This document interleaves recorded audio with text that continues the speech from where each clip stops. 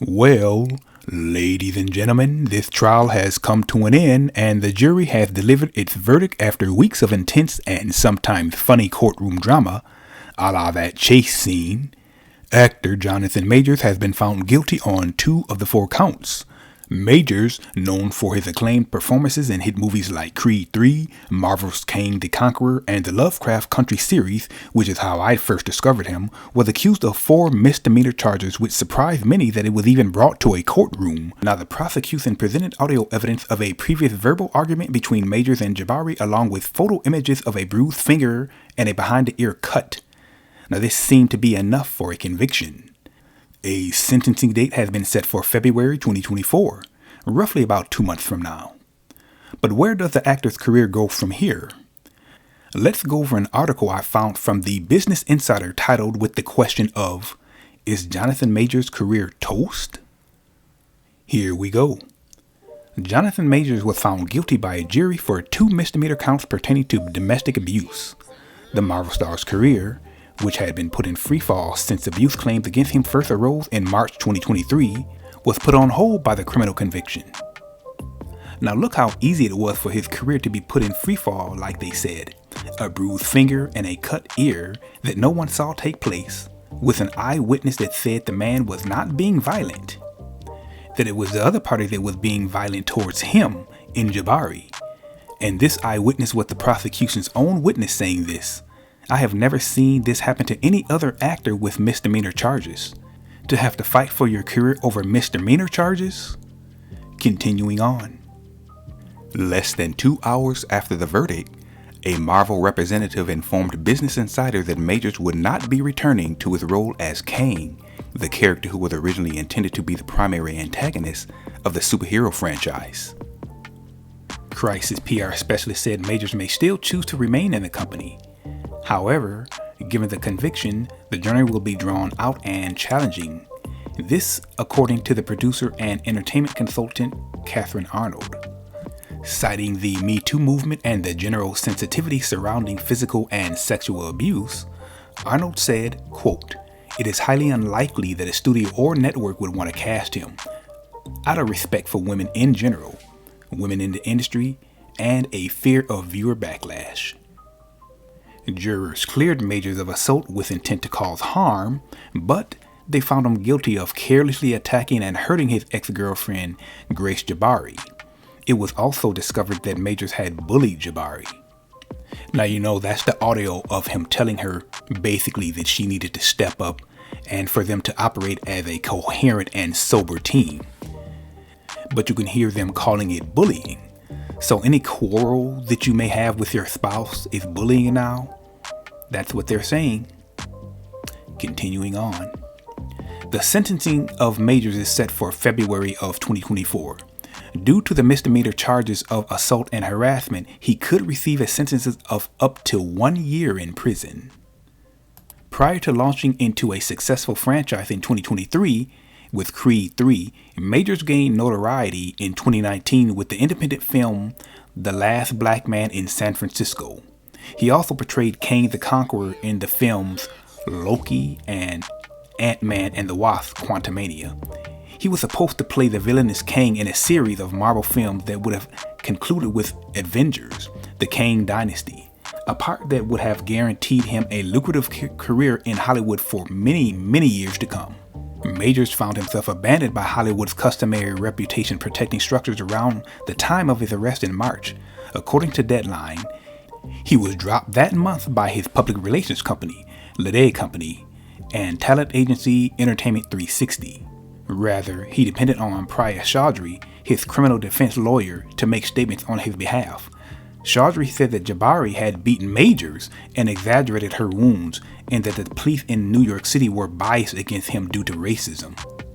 However, in the 5 years following the Me Too movement, actors prior to Majors have successfully made a comeback in Hollywood in spite of unsettling disclosures made public during legal proceedings. For his role in the movie Jeanne du Barry, sorry if I'm butchering that title, Johnny Depp, who was found guilty of defamation alongside his ex-girlfriend Amber Heard last year, received a 7-minute standing ovation at the Cannes Film Festival. Now, I highly doubt that that would be the case for Jonathan Majors. I mean, those are two different actors with two different skin tones. It seemed like Johnny Depp had about 75 to 80% public opinion backing in his favor.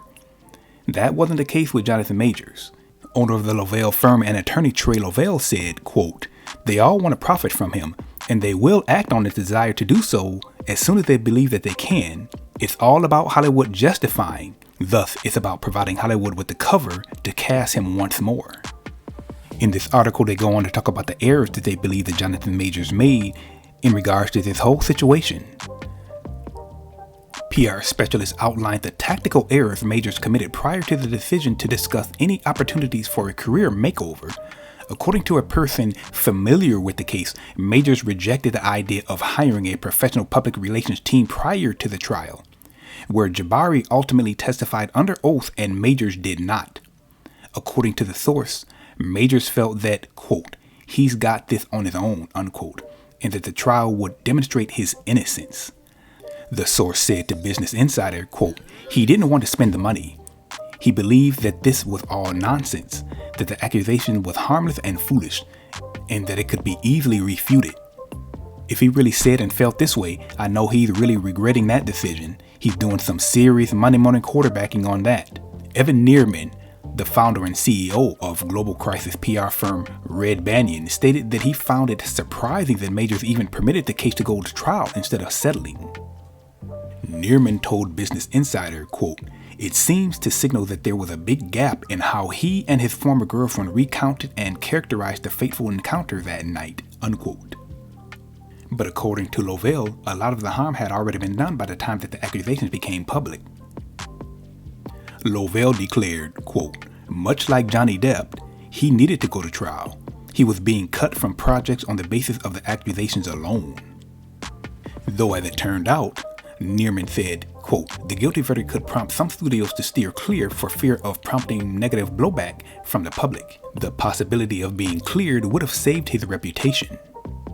According to Judah Engelmeyer, the founder of Herald PR and a crisis PR expert, Majors also erred by refusing to testify during his trial. He gave jurors no real counterbalance by staying at the defense table, Engelmeyer said, allowing testimony from Jabari, who claimed during the trial that Majors hit her out of rage after Jabari read a text on his phone, to stick in their minds. Now that's actually a good question, people. What do you think? Do you think Jonathan should have testified? Let me know in the comment section below. Continuing on. Due to the prosecution's greater burden of proof in criminal trials, attorneys frequently advise against testifying in one's own defense.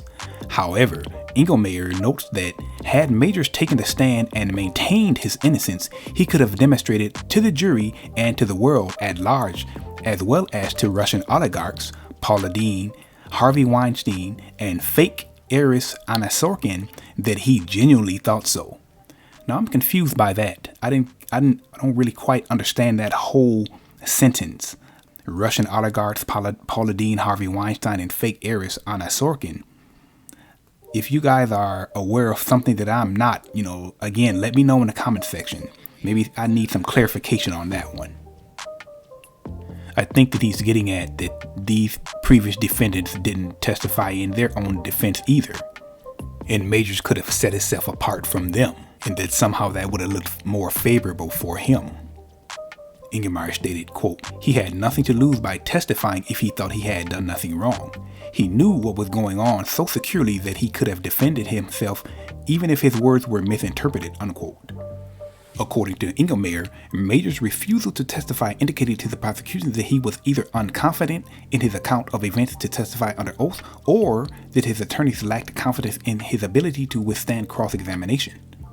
Engelmeyer compared the situation to that of Kevin Spacey, who, despite having over a dozen accusers of sexual misconduct, is still far from being a clean man. Spacey testified in 2 separate sexual assault trials, giving the court his version of events, and was found not guilty in both.